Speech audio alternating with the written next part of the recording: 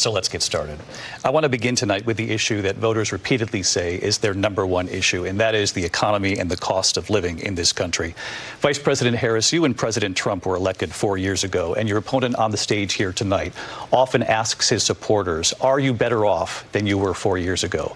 When it comes to the economy, do you believe Americans are better off than they were 4 years ago? So I was raised as a middle-class kid. And I am actually the only person on this stage who has a plan that is about lifting up the middle class and working people of America. I believe in the ambition, the aspirations, the dreams of the American people. And that is why I imagine and have actually a plan to build what I call an opportunity economy. Because here's the thing. We know that we have a shortage of homes and housing, and the cost of housing is too expensive for far too many people. We know that young families need support to raise their children, and I intend on extending a tax cut for those families of $6,000, which is the largest child tax credit that we have given in a long time, so that those young families can afford to buy a crib, buy a car seat, buy clothes for their children.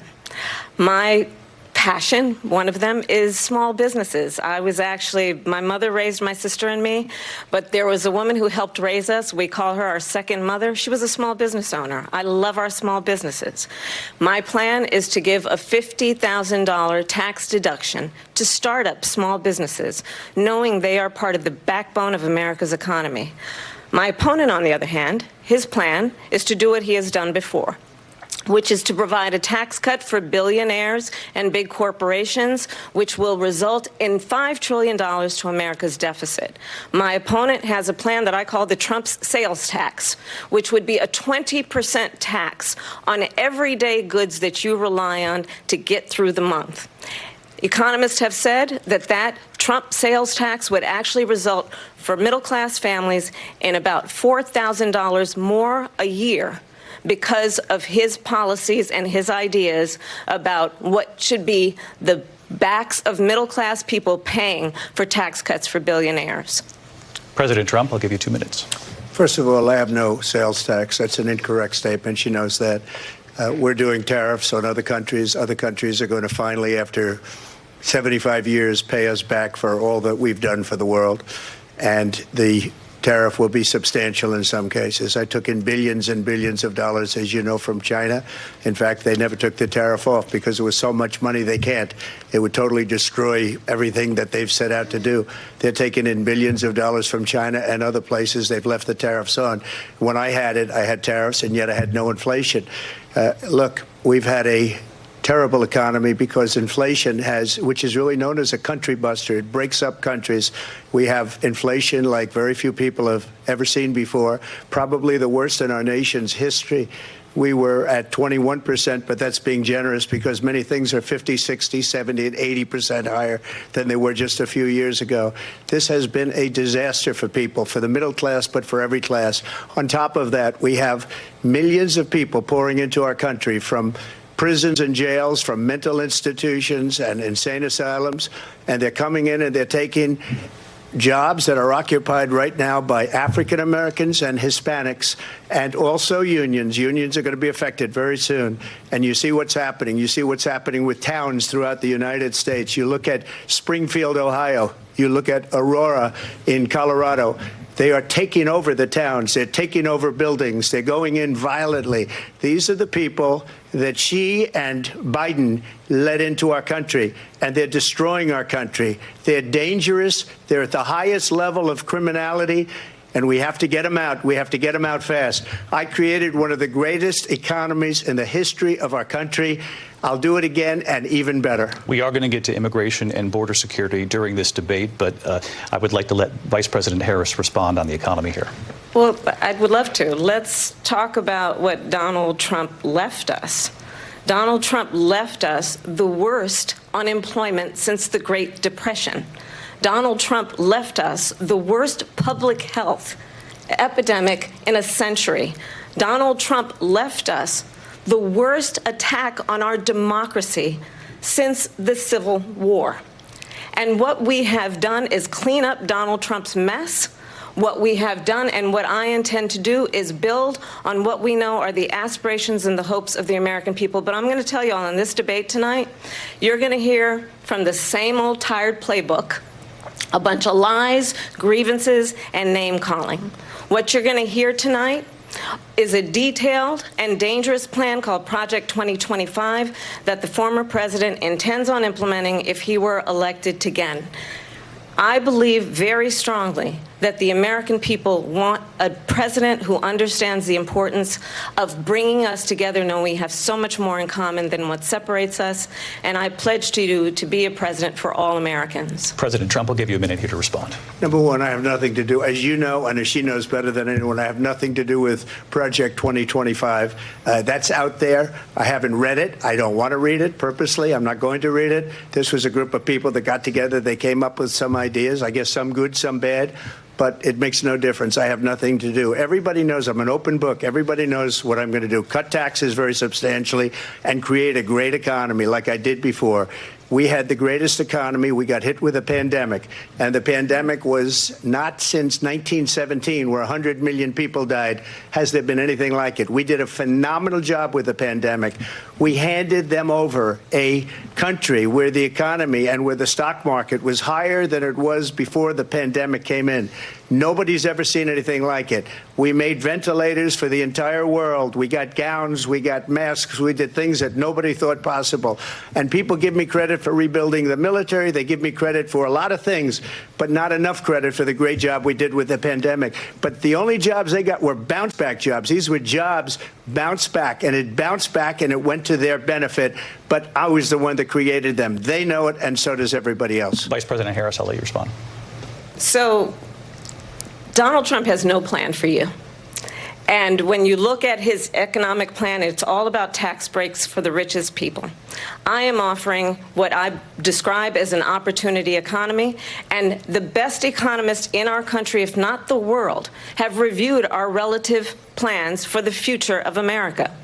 What Goldman Sachs has said is that Donald Trump's plan would make the economy worse. Mine would strengthen the economy. What the Wharton School has said is Donald Trump's plan would actually explode the deficit. 16 Nobel laureates have described his economic plan as something that would increase inflation and by the middle of next year would invite a recession. You just have to look at where we are and where we stand on the issues. And I'd invite you to know that Donald Trump actually has no plan for you because he is more interested in defending himself than he is in looking out for you. That's just a soundbite. They gave her that to say.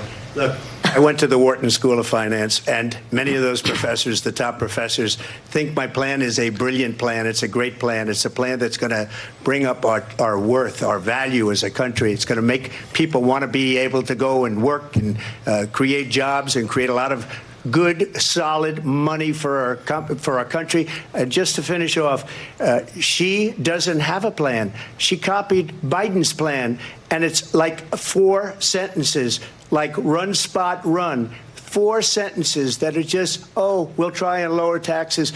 She doesn't have a plan. Take a look at her plan. She doesn't have a plan. Mr. President, I do want to drill down on something you both brought up. The Vice President brought up your tariffs. You responded, and let's drill down on this, because your plan is what she calls is essentially a national sales tax. Your proposal calls for tariffs, as you pointed out here, on foreign imports across the board. You recently said that you might double your plan, imposing tariffs up to 20% on goods coming into this country. As you know, many economists say that with tariffs at that level, costs are then passed on to the consumer. Vice President Harris has argued it'll mean higher prices on gas, food, clothing, medication, arguing it costs the typical family nearly $4,000 a year. Do you believe Americans can afford higher prices because of tariffs? They're not going to have higher prices. What's going to have and who's going to have higher prices is China and all of the countries that have been ripping us off for years. I was the only president ever. China was paying us hundreds of billions of dollars, and so were other countries. And, you know, if she doesn't like them, they should have gone out and they should have immediately cut the tariffs. But those tariffs are there 3.5 years now under their administration. We are going to take in billions of dollars, hundreds of billions of dollars. I had no inflation, virtually no inflation. They had the highest inflation perhaps in the history of our country, because I've never seen a worse period of time. People can't go out and buy cereal or bacon or eggs or anything else. The people of our country are absolutely dying with what they've done. They've destroyed the economy. And all you have to do is look at a poll. The polls say 80 and 85 and even 90% that the Trump economy was great, that their economy was terrible. Vice President Harris, I do want to ask for your response. And you heard what the president said there, because the Biden administration did keep a number of the Trump tariffs in place. So how do you respond? Well, let's be clear that the Trump administration resulted in a trade deficit, one of the highest we've ever seen in the history of America. He invited trade wars. You want to talk about his deal with China? What he ended up doing is, under Donald Trump's presidency, he ended up selling American chips to China to help them improve and modernize their military, basically sold us out, when a policy about China should be in making sure the United States of America wins the competition for the 21st century, which means focusing on the details of what that requires, focusing on relationships with our allies, focusing on investing in American-based technology so that we win the race on AI, on quantum computing, focusing on what we need to do to support America's workforce so that we don't end up having on the short end of the stick in terms of workers' rights. But what Donald Trump did, let's talk about this, with COVID, is he actually thanked President Xi for what he did during COVID. Look at his tweet. "Thank you, President Xi," exclamation point, when we know that Xi was responsible for lacking and not giving us transparency about the origins of COVID. President Trump, I'll let you respond. First of all, they bought their chips from Taiwan. We hardly make chips anymore because of philosophies like they have and policies like they have. I don't say her, because she has no policy. Everything that she believed 3 years ago and 4 years ago is out the window. She's going to my philosophy now. In fact, I was going to send her a MAGA hat. She's gone to my philosophy. But if she ever got elected, she'd change it. And it will be the end of our country. She's a Marxist. Everybody knows she's a Marxist. Her father's a Marxist professor in economics, and he taught her well. But when you look at what she's done to our country, and when you look at these millions and millions of people that are pouring into our country monthly, where it's, I believe, 21 million people, not the 15 that people say, and I think it's a lot higher than the 21. That's bigger than New York State pouring in. And just look at what they're doing to our country. They're criminals. Many of these people coming in are criminals. And that's bad for our economy, too. You know, you mentioned before, we'll talk about immigration later. Well, bad immigration is the worst thing that can happen to our economy. They have, and she has, destroyed our country with policy that's insane. Almost policy that you'd say they have to hate our country. President Trump, thank you. Lindsay?